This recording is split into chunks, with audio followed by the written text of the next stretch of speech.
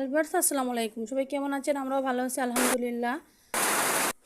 সবাইকে শুভরাত্রি। রাতে নতুন ভিডিও নিয়ে আপনাদের মাঝে চলে আসলাম। আজকে দেখাবো ফিশ ফ্রাই আর করলা ফ্রাই। এটা খুবই টেস্টি, খুবই সুস্বাদু আর আমার বাচ্চাদের খুবই পছন্দ। এই জন্য আপনাদের সাথে শেয়ার করলাম। করলাগুলো নিয়ে সুন্দর করে ফুলের মতো করে ডিজাইন করে কেটে নিয়েছি। নিয়ে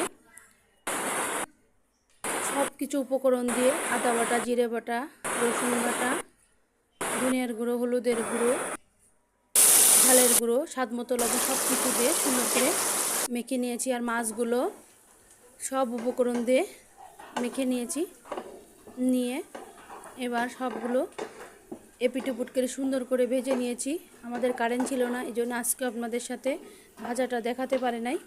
এই যে আমাদের তৈরি হয়ে গেল ফিশ ফ্রাই আর এই যে করলা ভাজি।